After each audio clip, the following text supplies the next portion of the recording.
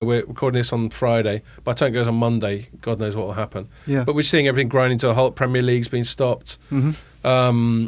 That's the most important thing, isn't it? Italy's on total lockdown. London Ireland's Coffee shut. Festival was postponed. No, That is not good. Apparently, Everest climbing season's been cancelled as well. Well, that's The US, Trump has that's gone. blown all of Ray's plans. Yeah. Trump has gone. No one with a funny accent's allowed to come into the country. Or something like that.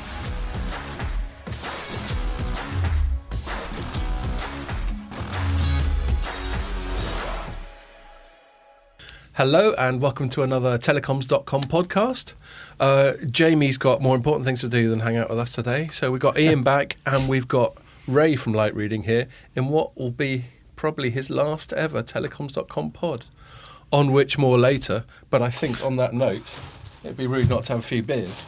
So What, at 8:30 in the morning? I went to M&S, Scott, got myself a salad, and got myself. Lord. Thank you very much. Got some tins while I'm at it. Well, it'd be rude I not nearly to. forgot you, Pierre. Oh, but Belgian. I did get 4.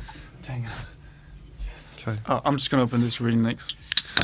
Oh, yeah. Everyone next to the microphones. So so we'll get into why this will be your last one. Oh, hello, I'm overflowing. They are a bit lively. We'll get into that at the end. But until then, we'll talk about proper telecoms-y stuff. Still cold. Well done. That's good. Yeah, well, that's why I got these. They didn't have many in the It's quite fridge. nice, that. Yeah. I wanted to get like pale ale and that sort of thing. You know, I'm like, but No, okay. that's all right, Cold isn't it? beer over bad beer. I quite often, Oh, yeah. more often than not, I see people. You know, you get some people. Wet the whistle, isn't it? You know, you get some people like to have a beer on the commute, like 5 o'clock. They're like, right, Yeah, yeah. thank God the On day's the over. train. I'm having a beer, and Yeah. I find they're overrepresented by this M&S green Belgian lager. With Is that a- because with they're a at the cow on it, station? with a bull on it? People travelling are drinking the OIC because they Yeah, go to no, I'm MS. sure that's why, Pierre. But Because they want to look classy while they're Exactly. drinking on public transport. there's Well, nothing. it's Yeah, M&S, you it know. could be like an appetizer or something. Or I got it with an £8 chicken Kiev. Nothing says classy like a tin with lager written on it. Anyway, what are we? Time's up. All right, Yeah. what are we going to chat about today apart from lager? We could just do that, a full hour of lager. I know. We are going to start off by talking. Iain, you wrote an excellent piece looking at some of the competing claims that kit vendors make about who's in the lead at what. And we quite often, at Telecoms.com, we quite often take the piss. I think you took a more grown-up, analytical, proper journalistic angle, which is a fundamental difference between our respective sites. But that's not fair always. enough. You know, someone's got to do the proper work, innit? Not always, as we'll find out As later. we'll find out later. There we go. So we're going to have a little look at that. And then I think we're recording this on Friday the 13th, by the way. And in a week where it has really hit the fan with the coronavirus, we will find some telecoms angles on it after Ray's muted his goddamn phone. We'll find some telecoms angle on it, but it's so big that it just affects everything. So I think we got to talk about it. And then we're going to conclude by looking a bit at the optical sector, which gets underrepresented, not least in this podcast. But we always have a champion of optical in Ray. So we'll be talking about that. And Shout then out to Sterling. Yeah? Is that something I'm not aware of? Is he the optical guy? Yeah. Sorry, Sterling. I haven't been paying attention. Yes, so there we go. And just to remind you that if you're watching this on the site or on YouTube or on Facebook, you can listen to it on iTunes, SoundCloud, and loads of other podcasting platforms. So I'm not going to try and summarise your story because I'll be honest, I said it's a really good story, but I haven't read it properly. I just read sort it. of had a butcher's. I thought, he looks like he's put his back into that. Yeah. So when you said War and Peace was the greatest book ever written, Yeah, I got as far as "wuh." So why don't you tell us about the piece you wrote on this week about the 18-month lead and that sort I've of got thing? to try and remember it now, haven't Yeah. I? it seems a long time ago. It does seem like a long time ago, yeah. No, I mean, there's been a lot of stories going on about specifically calling out 18 months, I think. I don't know who got hold of that originally, but this idea that Huawei is, way ahead of its kind of big rivals. We've chatted to analysts in and 5G. and operators, and a lot of them repeat that, don't Yeah, a lot of... Yeah, I don't know about analysts, but certainly operators, a lot of they? Well, they don't operators necessarily have said repeat it, that, but I've heard and it come up in it's conversation come up a with lot, them. and and they are the biggest company in the world in terms of on the communications equipment side, providing to operators, and they've come a long way in the last sort of 20 odd years. During the 4G era, kind of overtook Ericsson to become the biggest. So there's no doubt at all that they are up there as one of the kind of most important players. Numbers. But I think this sort of idea that they, on the technology side, they're kind of way ahead of Ericsson and Nokia, and that those companies are sort of struggling, and that and this often gets used geopolitically, I think, because it almost suits both sides of the argument. Huawei can kind of run around saying, well, we're so far ahead of everybody else on the technology front that if you kind of impose restrictions on us, which some of their opponents want, then it's going to upset 5G rollout, and you won't be able to cope. Sort of thing.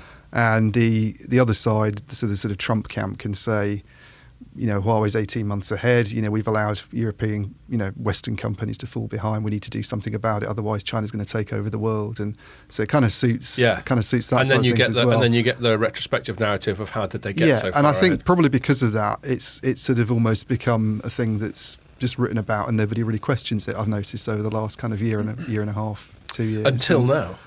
Yeah, I mean, I've heard analysts who I won't name because some of them did speak off the record, sort of going around and saying, well, hang on a minute, and Ericsson's been making a big push to try and be extremely competitive in that 5G space. So ever since the sort of change in management, they've sold some assets, they've got doubled down on 5G. To use more and they're really metaphors. And they're really sort of highly regarded now on the kind of analyst side. You talk to people and they say, well, the stuff that we see them doing is right up there in terms of there's just several people that I've talked to who really kind of know their stuff a lot more than I do when it comes to actually assessing the technology, saying I don't really see any these claims about an 18-month lead are a bit spurious, I think is the word that I used. But yeah, exactly. And it's Yeah, I think that's one of the issues. And I think with Ericsson, I think the consistent thing with Ericsson, I think is a lot of people have always said over the years that not only is Ericsson very good at technology, but it's very good at delivering the right technology that the operators need at the right time. Yeah. Because you can have a great technology, but if you're 12 months ahead of the game, then it's just kind of gathering dust. It's gathering dust being used in the labs, might be deployed early, but then found actually to be maybe being deployed a little bit too early, which we did actually find, didn't we? There was a bit of a rush to 5G, and that actually didn't work out very well. Because there was some compatibility issues. Yeah.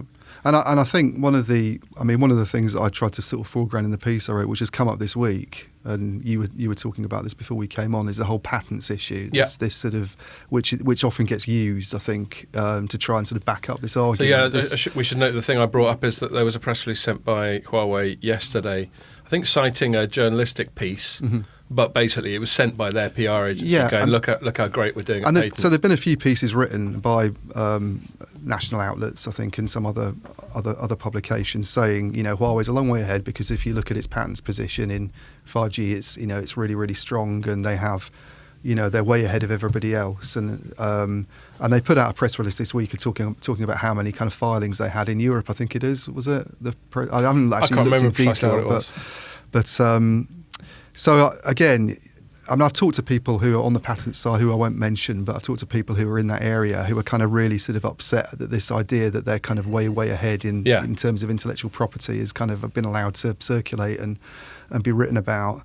And there's a study that's done by a law firm called Bird and Bird that I thought was really interesting, which wasn't so much a study as like taking lots and lots of other studies. Do you think it's run by two blokes?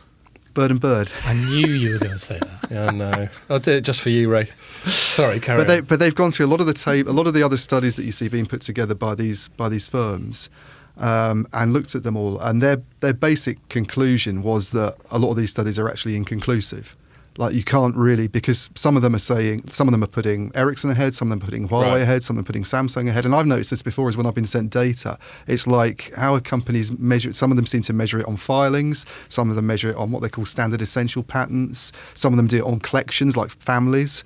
And it's all, and I think the good point that Bird and Bird made was that there's actually room for a more robust, they didn't, their own take was very robust, but they were almost saying someone really needs to come along and actually do this in a kind of more methodical way and try and figure out. I'm amazed no one has. Yeah, so it's not just about this idea that if you've got more filings, you're better. It doesn't make any sense at all, really, because a lot of these filings are not really worth the paper they're written on. You think surely like equity analysts or something would be setting up spreadsheets and digging into this stuff? Maybe they'll start. But and the other thing is this idea of a standard essential patent is not very well defined. Like, what does a standard essential patent mean? Who's there as an independent sort of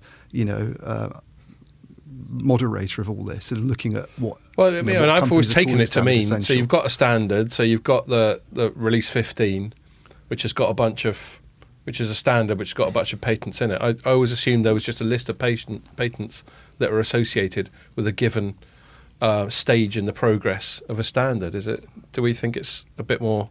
But there's no independent body there that's saying, the companies themselves might put forward their claims about this being standard essential. But doesn't 3GPP ultimately go, this patent's in the standard, this one isn't? Yeah, but the 3GPP's not, as far as I'm aware, actually pushed anything out there that says, look... It's not tallying them and saying... I see. So there are some studies that claim to be based on essentiality and everything, but they don't show Huawei out in the lead, interestingly, either. Right. And Bird & Bird isn't saying those companies are better than Huawei. It's just saying this whole area is, it's not at all conclusive what's come out. So that's one issue. I'll tell you one thing just on that patent thing before you move on. That I found in my sort of years covering the tech industry and writing about patent disputes and that sort of thing is patent applications could be quite spammy. Yeah. So IBM will go, we filed a zillion patent applications. One of them will just be for a slightly different colour on a transistor. I mean, this isn't literally, but really pedantic, tiny little things that are not of much consequence. And I understand in the world of intellectual property, you still have to claim stuff. Yeah. But there's a difference between a patent for, a revolutionary type of air interface and a patent for some tiny little component that's a little bit better than the one they currently use, sort of thing. Yeah, exactly. Another thing is on research and development, actually, how much these companies spend, because it's quite notable that Huawei's budget is massive compared with Ericsson and Nokia. So I think last year, they haven't published their annual report yet, but I think you, Ray, were at a press conference where they were saying 18 billion. About 18 billion, which is obviously a huge amount of money. And it's so much more than the European companies. I think Ericsson spent about 4 billion, but then they're in 4.8 devices as well, and enterprise, and obviously there's a lot going on. Which again gets neglected. I've noticed in some of the coverage. You read stories, and they just, there are stories that have been written where they've just put the actual headline amounts out without pointing out that Huawei's a much bigger firm. It's involved in all sorts of areas that it makes chips. It's even involved in some things that don't seem to have much to do with telecom.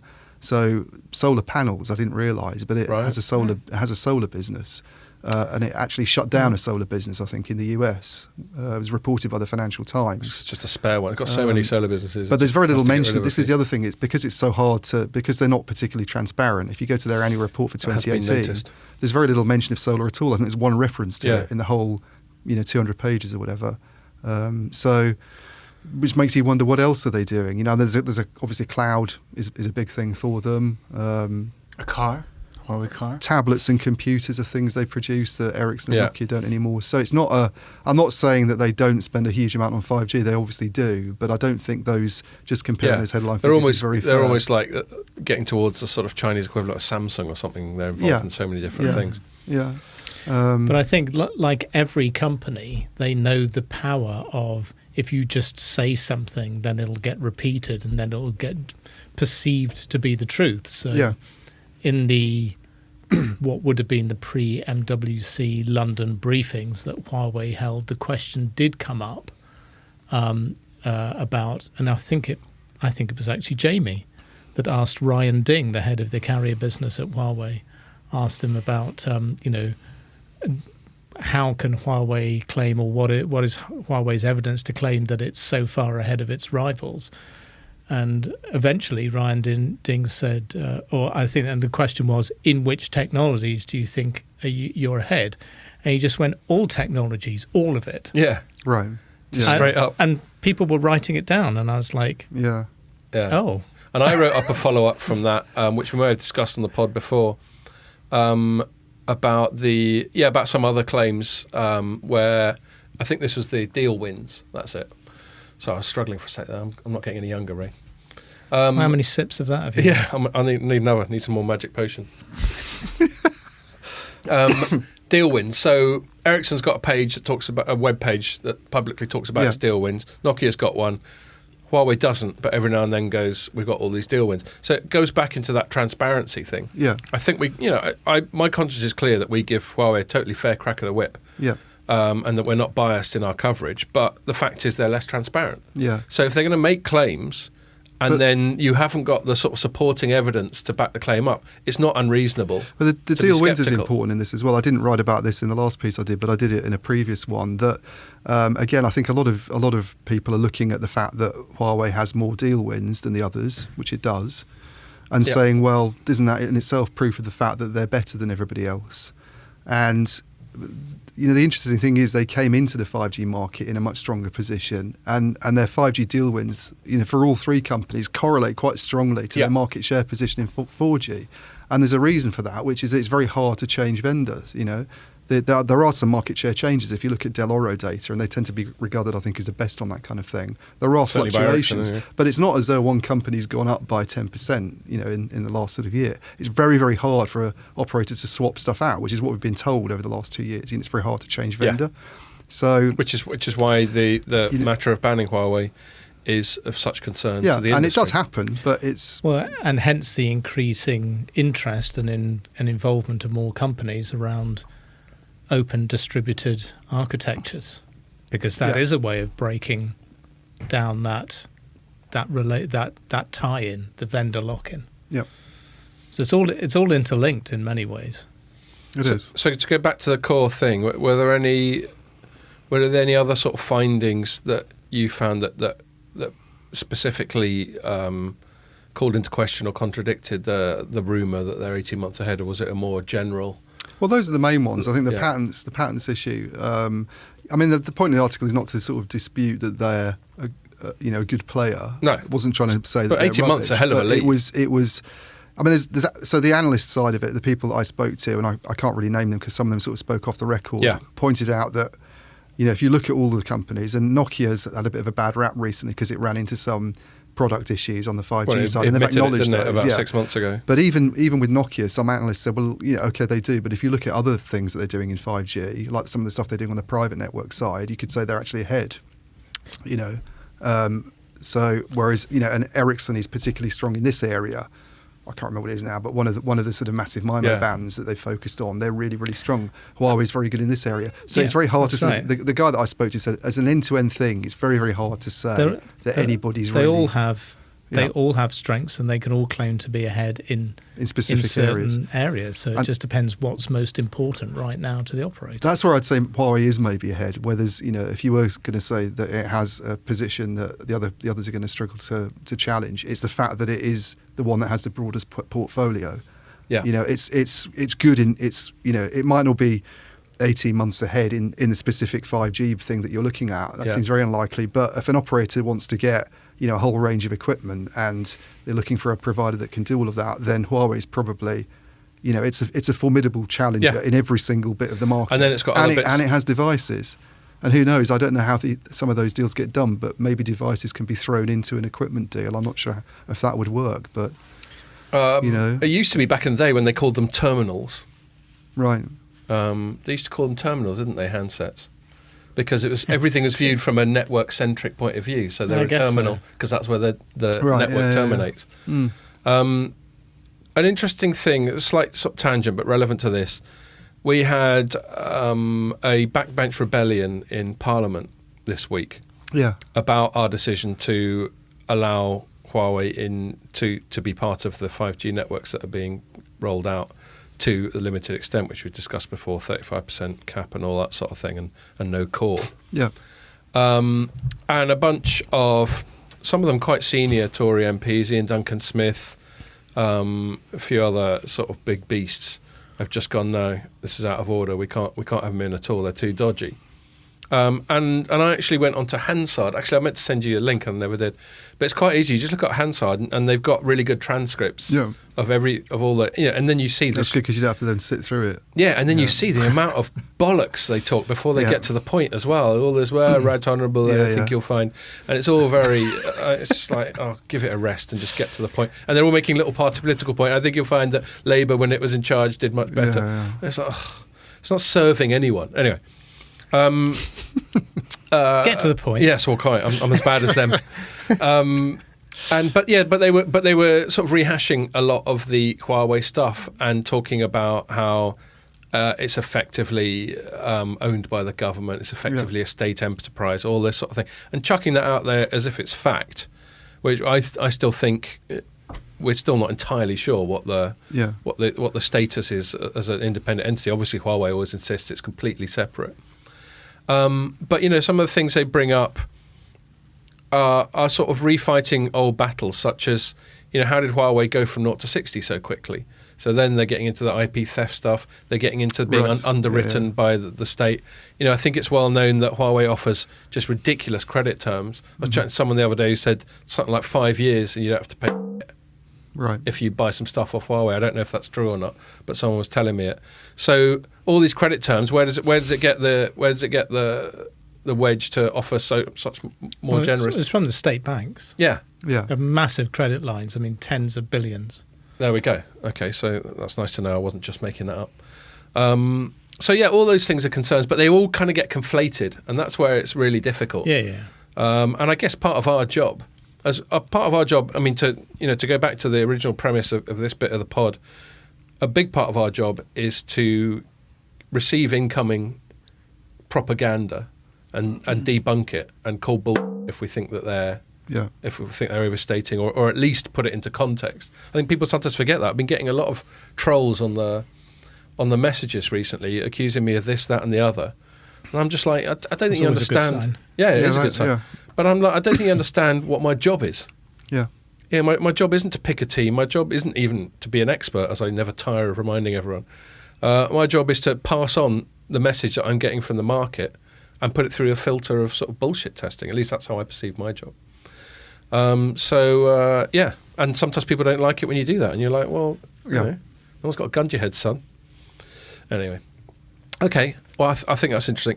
So... so moving on to the bit I wanted to chat about, I wrote a piece. It's interesting, actually. So, Pierre's like, well, is it really a telecoms thing? And he's right, because I wrote a piece when the World Health Organization finally came up with the word pandemic. Well, you've said it in the past when I've wanted to bring up, and I don't criticise you for saying it, by the way, even though I put on a sort of arsey voice when I did an impression of you. I wrote the pandemic thing because I figured it was a very significant thing. Once that word comes out, it changes lots of stuff. But I wrote it and hardly anyone read it, which is a reminder to myself that don't get too far into the general current affairs stuff, because that's not what a site called Telecoms.com is supposed to be about. But I felt it had to be covered anyway, just because, well, two things. Firstly, when they say it's a pandemic, it was accompanied by all this stuff from World Health Organization basically going, look, everyone, stop mucking about now. This is time to get serious. It's time to start locking stuff down. And that's where it obviously does have a business implication, because we're seeing just even since then, we're recording this on Friday. By the time it goes on Monday, God knows what will happen. Yeah. But we're seeing everything grinding to a halt. Premier League's been stopped. Mm-hmm. That's the most important thing, isn't it? Italy's on total lockdown. London Ireland's Coffee shut. Festival was postponed. No, it's not good. Apparently, Everest climbing season's been cancelled as well. Oh, that's the US. Trump has gone. That's blown all of Ray's plans. Yeah, Trump has gone. No one with a funny accent's allowed to come into the country, or something like that.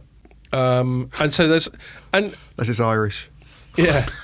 Well, he's banned Europe, but not us, which is interesting. He can't be that pissed off about the Huawei decision. Not the Republic of Ireland or the UK. Yeah. But Ireland's just closed all its schools as well. Norway has as well, I think. And the most interesting. France on Monday. France on Monday, is it? Yeah.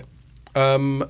And actually, France, I was reading one article that was showing some curves of who's been getting it. France has been hit quite a lot, isn't it? Really? I don't know. Yeah. In terms of, I mean, not compared to like China or South Korea or something like that. Yeah, the president had an announcement at 8 o'clock kind of news time, and he went on for like 20 minutes, and then at the end he was like, "Oh, and I'm shutting the schools on Monday." Right. And everyone was like, "Wah!" That's what they were all waiting for. Yeah.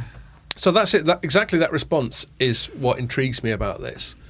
I think to put it in perspective, this will be something that we'll ride out, and by the end of the year, we'll be looking back on it and going, "That was a bit mental, wasn't it?" But while it's happening, and like anyone who's got, for example, a pension or investments or whatever, they're looking at stock markets going down 10% every day. It's brutal, isn't it? Yesterday, worst one since '87. I know. And stuff's shutting down. Obviously, it's not been great news for our parent company, which is an events company, and events are getting cancelled left, right, and centre. And it's just a really interesting time to be part of. I mean, there's no guarantee we'll even be doing the pod next week. It may be that no one's coming into the office. And I just think so. That's why I've been writing about it. Jamie wrote a couple of things today. You're getting sort of senior figures all saying that they've got coronavirus. I think, on the telecom side, I think BT's boss is self-isolated. That's right. And then you've got the Arsenal boss, Pierre. He's got it. Oh, the first guy. Tom Hanks. In Mexico today. Huh. Right. What? First guy in Mexico to die. Oh, I see. The very first. Okay. Yeah, well, so you're getting those little increments the whole time, which kind of freaks everyone out. And then, of course, everyone's buying tons of bog roll and all that stuff, which is just crazy. And it's everywhere. It's here, it's Australia, it's the US. There's something about human beings where when they panic, first thing they think of is bog roll. Bog roll and data. Data? Are the two things. Right, yeah, so I was going to bring it back to a slightly more telecoms-y thing. For our American audience, you mean toilet paper, right? Because especially in countries where there are school closures and there are office lockdowns, people are still going to be doing something at home. And what do they do these days when they're at home? They don't read the newspaper. They go on their smartphones or they go on their... Phew, that's a relief. What do you think I was going to say? Doesn't matter, mate. Doesn't matter. Carry on. Yeah, or they go in their bedrooms and play Fortnite, or they, so... Netflix and all, yeah. Yeah, so I think there's a huge implication for telecom operators in terms of how they deal with this, because it's going to put a lot of pressure on networks. We look at broadband networks being used at peak times, and sometimes you get quality of service degradation, this sort of thing going on. Yeah. If all of a sudden you've got offices peak time all the emptied, time. but people using residential networks to do things that they would normally do at work, and you've got students at home studying or gaming or whatever it might be, and people watching, programs, it's... all of these video conferences. I think that Telecom Italia got asked about this on their earnings call, and they said there'd been a 70% increase in traffic on the landline network. They're putting a lot of it down to Fortnite, specifically weren't they? called out Fortnite. Yeah. So it's a massive issue for the telecom sector, I think, and it could show up countries, I think, and operators that have. It could be a real test of which companies have actually made robust investments. Look at. So we're going to dig a bit more deeply. We keep into going that on about the need for all fibre networks, Yeah. and whether you really need them, and normally you don't, perhaps at the moment. But if all of a sudden you've got this kind of surge in traffic on shared infrastructure, I'm not too strict about it. Then. I mean, I had a certain schedule, and you're screwing it up. Am I? I thought we were talking about coronavirus, and this is related with to you. No, this is absolutely it. But no, like having joked about it, I was chatting to Ray before this. The point is about optical. Yeah. And the point you were just making, and not only that, we've got operators like I think AT&T already done it, and a few others. Just being all philanthropic and uncapping data limits. Well, and all I think some of them see an opportunity as well. I mean, I don't want to say they're all kind of cynical money grabbers, but there's an opportunity there to address demand and to if you're the first company to kind of go and offer 30 gigabits for free every month, then. Oh yeah, everybody's companies, more reliant on telecom now than ever. Then you could sort of see some market share. Well, gains, they need to keep their customers happy. Yeah. Because if more and more people are staying at home, they're not going to the shops. Can't remember where I was reading it earlier today, but most churn happens in consumer stores. This is like smart. That was in my story. That was in your story. The mobile churn. So obviously, so if people aren't going to the stores and they're not churning, during this time where they're not churning, if they become unhappy customers, then the first thing they'll do when they go back to the shops is they'll go and churn. So, this keeping people happy right now is of absolute importance, because you don't want them all running away when this period is over. So I would say that is probably a more important business metric than how can we get them to spend more money, because as long as especially if you've got entertainment services, they're going to spend more money anyway. They're going to download more apps. They're going to buy more movies or box sets, blah blah blah. I think the worry for operators is how they cope with the demand to some extent. Also during a time when we've already been warned by a couple of operators about possible supply constraints, and I remember being on Deutsche Telekom's call, and the CEO specifically said it's on the network side that we're a little bit more worried at the moment than the handset side. So just being able to build and maintain. Yeah, and in countries where there's big rollouts happening, like the UK, where BT's running around at the moment trying to get their fibre networks built. I think they're sort of doing 23 homes a week, or were doing late last year. I mean, this is going to that's just digging the fibre into the ground. It's not connected to the homes. No. So, but if there's labour shortages and there's component shortages, then it could slow everything down. And like you rightly pointed out, this is where we'll probably see the difference between the UK and then countries like Spain and Portugal, where actually there's already an incredible amount of fibre in the ground and being used. I think it was just this week that the Portuguese regulator announced that for the first time there are more fibre broadband connections than non-fibre broadband connections in the country. So 2 million out of 4 million broadband connections are on fibre, because the investments and the regulatory environment was put in place to enable that to happen, and that's so important. That's what happened in Spain as well. And I wonder regulations about the sharing of network rollout. I wonder if this will go up. If I don't know if those countries have kind of restrictions at the moment in terms of school closures and people being advised to work from home. But it'd be interesting to see where that's happened. If it does drive people towards higher speed products. Because a couple of weeks at home trying to do work and your kids are on watching Netflix and you're having problems, you're going to think, well, I need to upgrade now. So it'd be interesting to watch those figures. Aren't you tied in a contract most times? I think you can still upgrade, can't you, in the middle of a contract? If you're going to pay more, then if you upgrade with the same supplier. They're not going to. If you want to go, if you're already on fibre, then you can buy. You might be subscribing to a 100 meg service on your fibre, but you can upgrade to 400 or 600 or a gig. Yeah, exactly. You have to pay more, but that's the point. Yeah. I don't think I've ever had a time at home where I've been aware of it being constrained, and I'm only on something like a 40-50 megabits. I have. Yeah. I've had issues on but it'll be TV. It'll be the contention ratios as well. If everybody's on it at the same time. Yeah. I mean, very few people have a direct point-to-point link. Yeah. So it's shared bandwidth, shared capacity at some point. It's true. Having said that, there's definitely a few times we've been watching something on a streaming service and it's gone blurry. At the weekends on a Sunday night, I sometimes the resolution's gone clearly down the everybody in the neighbourhood is doing the same thing as me. So So fibre, optical. That's the answer. Well, it is. And so, I mean, and I think it's true. For the companies that have invested, I think we talked about. I think one of the previous times. This is how boring I am. I'm always talking about optical. One of the previous times, when we were talking about the cloud gaming, for the ISPs or the operators that have actually got fibre broadband connections that can be upgraded to a gigabit, those are the ones that will be able to say, and you can do cloud gaming on our broadband connections, because they're actually able to deliver the bandwidth where teenager A and their 3 friends can all go to one place or in their respective homes and be playing that same game in real time. And you need some serious bandwidth to do this. So, and I think this is this will come to pass now as well. But it's not just and it's the same with 5G. If you just invest in the access network and you don't invest in the other parts of the network, then you're leaving yourself a bottleneck.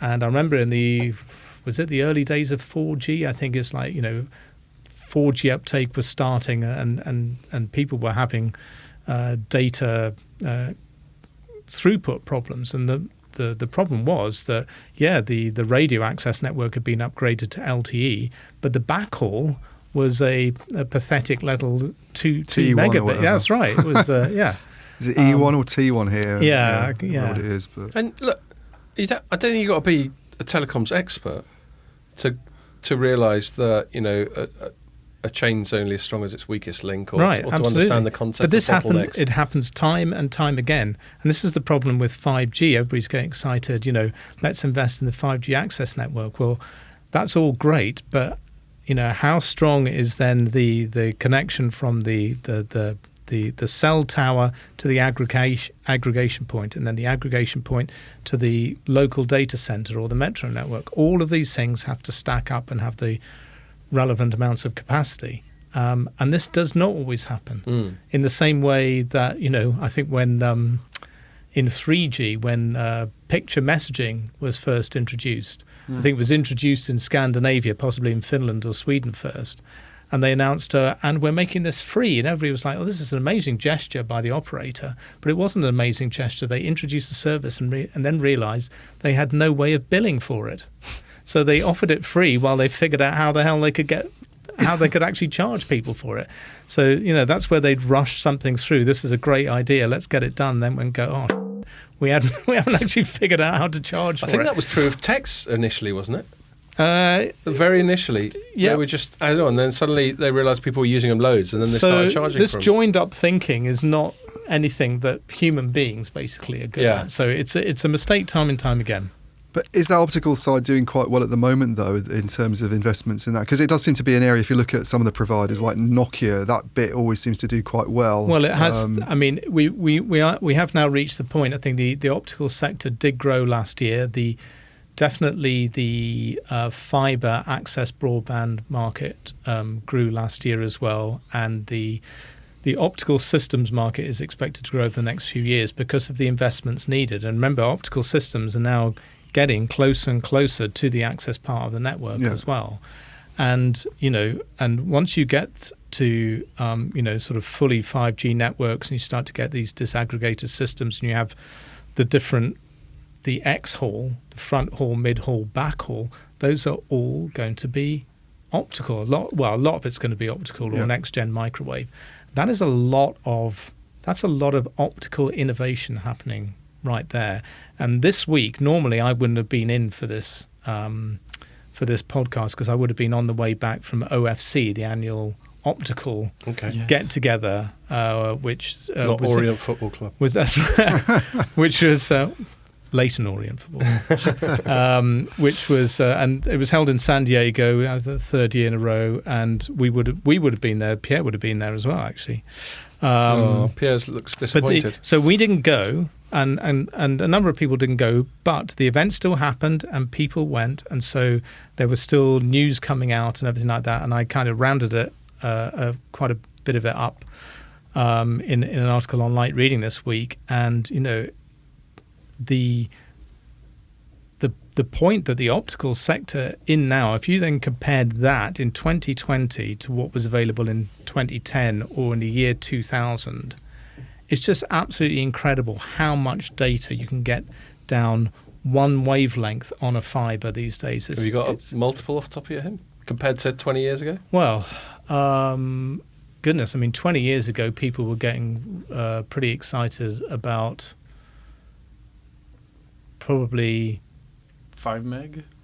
Well, no, it would have been a gig, and now it's 800. Optical, an optical, and now it's it's now they're up to 800 gigabits on a single single wavelength, 800 gig. Which is absolutely incredible. And it's the companies, and it's a lot of the companies that very often don't get in the limelight that are doing the innovation that makes this happen. So it's companies like Finisar, which got acquired last year by 26. It's Lumentum, it's Silicon Photonics, it's Acacia, which was bought by Cisco last year, which I'm sure will turn out to be a great acquisition for Cisco. Neophotonics in that area as Neophotonics, Lumentum, unless I had mentioned them already.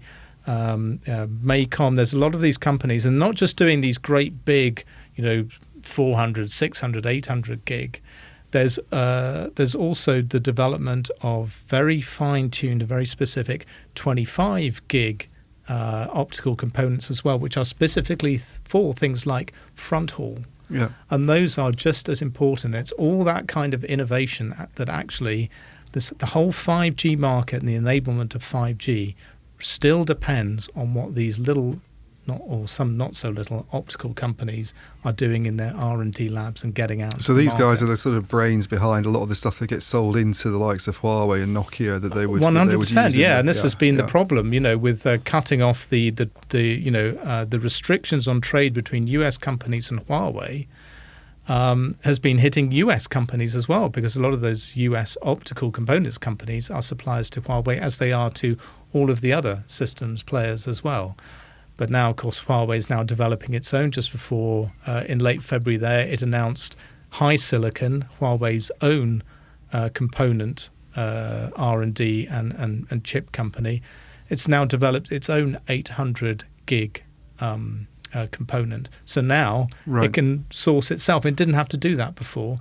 So now some of that business will never go back to the US. So this is stuff that it was originally getting from people like Lumentum and It's not good news for those guys, because they had sort of found some loopholes, hadn't they, around some of these trade restrictions in the meantime. But the diversification of the supply chain now means that some of that business will never go back to the US companies, even if it's you can trade with anybody. Yeah. So it'll never be quite the same again. So there's an impact on all this. But I think the point I wanted to make is optical is seen as non-sexy.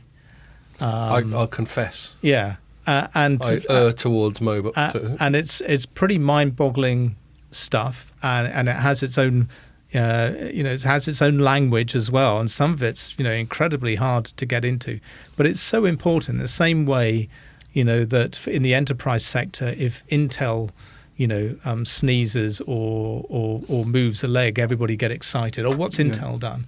Well, actually, what Intel does, what Broadcom does, what Acacia does, what Lumentum does, all of these companies who are doing the tiny little components, traditionally hardware, because you've got little software, the software companies now, what they're doing is just important. All of these things are what go to make up the systems that the companies that we know better, the Nokias and Ericssons, what they all put together. Yeah. So it's incredibly important that these companies are recognised and allowed to trade freely.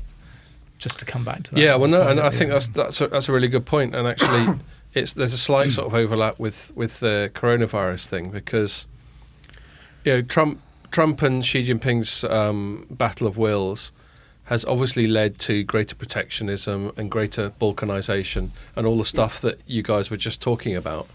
And then on top of that, we've got the fact that now countries are increasingly going down lockdown. I mean, temporarily because of this coronavirus thing.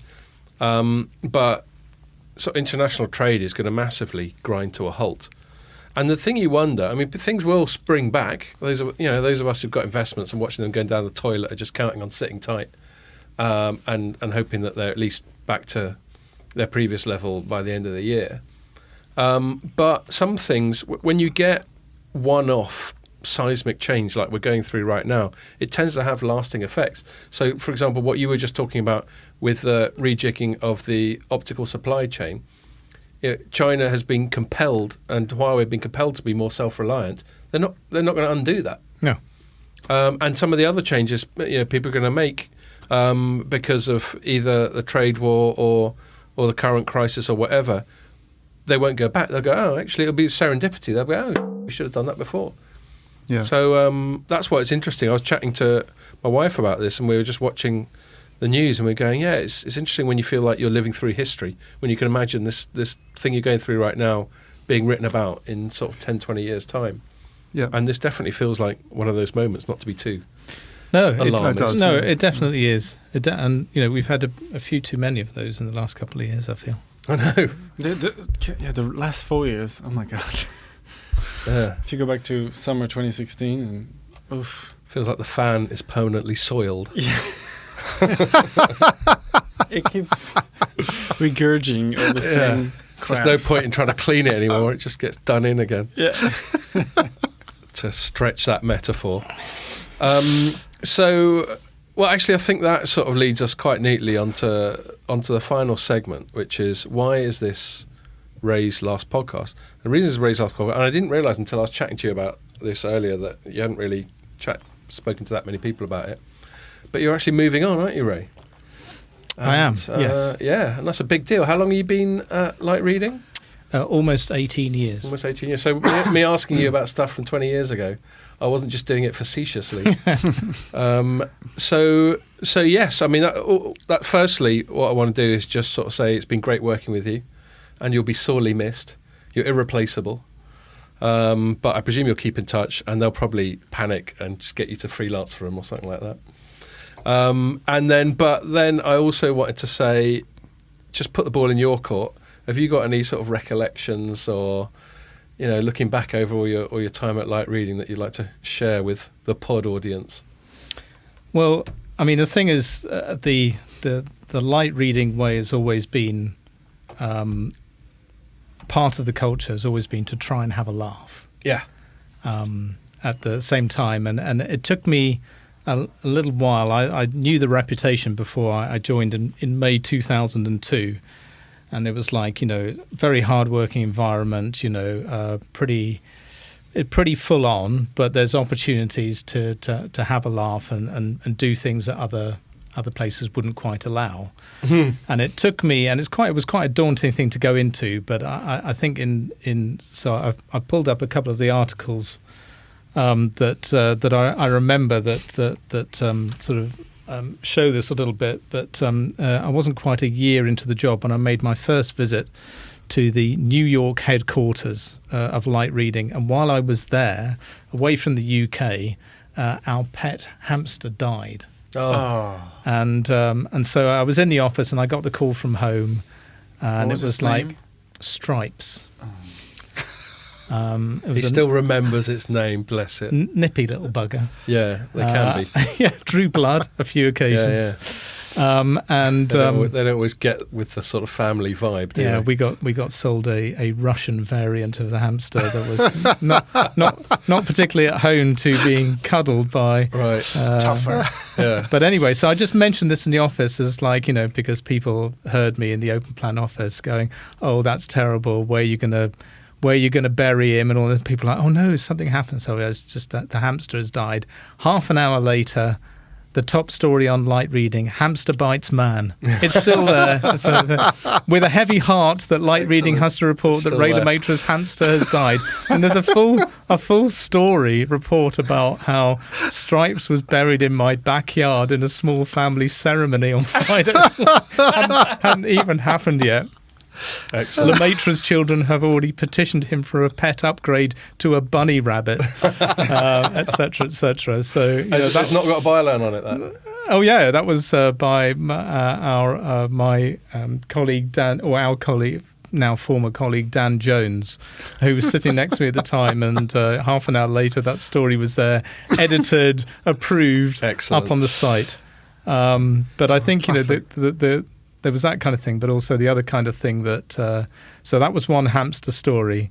But when people ask me over the years, what's Light Reading been like to work at, and one of the best things I ever remember particularly over the early years of Light Reading, was some of the stories which were just basically taking the piss out of the industry it was reporting on. And Light Reading started off with a very optical focus. Yeah, hence the name. Yeah. Perhaps not everyone knows that it's called Light Reading because of light and fibre absolutely. optics. And it was about nothing but the optical sector for the first couple of years, and expanded pretty quickly. But there was it was pretty tight with the optical and IP industry. But so everybody kind of knew Light Reading, and Light Reading knew everybody. But occasionally they would run the stories which were basically just picking out the funniest names in the industry. And there was one just called Cheap Laughs with Larry. Larry the monkey was the Light Reading mascot, and Larry would write these stories that nobody wanted to put their byline to for fear of getting beaten up the next time they went to a meeting. But the top, I had one of those bylines. The top 25 funny names in the industry. At number 11 was Harry Hamster of Zanoptics. And this is a guy. That's real. Yeah, his name was Harry Hamster. Oh my God. He was at number 11. Dick Sweat was at number 7. Surely not. Dick Sweat worked at How did he even get through school? Worked at Cloud Shield. Brightlink Networks had a boss called Harry Quackenboss. Excellent. And there was Ophaneezy. The mysterious eighth dwarf is how we refer to him as. So there was, and there were company names as well, which of course had to have the. God, yeah. Dick Sweat is going to be my number one, I think. I don't know so I've wrong. come across anything like that. But the number one on the company names was Fartronics Engineering. Excellent. But closely followed by Sanbolic Inc. So close to Sanbollocks, of course. Yes. That was Arscom. I mean, what? Asking for it. Yeah. Gianus Technologies. I mean, Gianus. Yes. Dorsal Networks. I mean, just platypus technology. I mean, these companies, they should still be around, really. Yeah. So, I mean, that's the kind of thing that, in between the, how are we getting from 1 gig to 10 gig with a new, a transistor in an optical network. We had Piping Hot Networks and McData Corp. McData, yeah. We're fast and we're crappy is how we describe them. Accordion Networks, weddings and bar mitzvahs, our speciality. French. Yeah. And I bet, I mean, I don't know, I'm not privy to the traffic on light reading, but I bet you sometimes those quirkies get some proper traffic. I mean, they? absolutely. These are the things that people really want to see, and these are the stories that get shared more than anything. So, well, there's a sharing thing. So I got to admit, like from my point of view, so Informer, Telecoms.com has been part of Informer since day one. It was going for at least 10 or 15 years before I joined. Nearly 6 years ago now. God damn, nearly 6 years. Anyway, and then Informer bought Light Reading Group in 2016. So that was obviously 4 years ago. And it was a source of immense relief to me. I sort of knew, I'd bumped into Ray and Iain at press events and that sort of thing. And I sort of had a sense of what their personality types were. But, once they're actually in charge, it was an immense relief to me that they shared my sort of inability to take things seriously. Because you can do both. I mean, sometimes I know we sort of do people's heads in. I'll write something quite serious and then throw in something incredibly facetious. And some people are like, what's wrong with you? But, and I won't claim answer is plenty. Plenty. Where do I start? You'll have to ask the missus. But I think there's a place for it. I think, and especially if you're writing about quite, in the nicest possible way, dry subject matter, throwing a little bit of light-hearted stuff in there doesn't do any harm. As long as you're not blatantly inaccurate or just making stuff up. Yeah. As if we'd ever do and that. it helps when you've got people like Harry Hamster and Mr. Quackenboss around. And Richard Sweat. That's brilliant, that. Well, we had a particularly... Richard Head also. Yes. We had a particularly absurd period, actually. I remember when Steve, who is the sort of founder of Light Reading and was in charge when the acquisition happened, he went to us and went, right, you guys, I want you to write really out there stuff. So me and it was Tim Skinner was the other sort of main writer at the time, wrote what we thought was some quite risque stuff, and Steve just went, nah, that's nowhere near good enough. So then we just went mental and just wrote really just absurd stuff. I mean, it was like reading more like a Daily Mash than sort of trade magazine. And people were all just like on the comments or just coming up to me going, what's going on? I was like, look, man, my new boss just says go crazy. So that's what I'm doing. But luckily, then we couldn't keep that going for too long because it was just becoming a self-parody. And then Steve's attention went elsewhere and he stopped hassling us to be really out there. But I think we've still kept a decent degree of sort of satire, and you guys have as well. Yeah. So long may it continue. Now the baton's onto you, Iain. You got to be the... Right about hamsters. Right about hamsters. Oh, by the way, before we forget, Ray has at times in the past been compared to Freddie Starr. And it reminds me of that That he's like a Bobby Davro. 70s comedian. No, that's right, it was Bobby Davro, not wasn't Freddie Freddie Starr. Well, I'm going to stick with Freddie Starr because that's my joke. There was a tabloid headline years ago called Should've Freddie been Starr Freddie ate my Starr. hamster, and I'm just wondering if that's really what happened to Harry. Oh no, Stripey. Is or that an whatever it's called. obscure British comedian? Yeah, he wasn't obscure at the time, but this was decades ago. Never heard of him, sorry. Yeah, well, I've never heard any French ones. Are there any? or is that a contradiction? No, that's cruel. That's Germans. Le oxymoron. Le oxymoron. So yeah, there we are. So cheers, Ray. Has anyone got any beer left? We'll give you a little cheers. Little bit. And Cheers. And keep in touch, and I'm sure you will. Yeah, I'll be around. Cool. Okay. Well, that seems like a good note to end it. So thanks a lot for listening, and make sure you join us for the next one.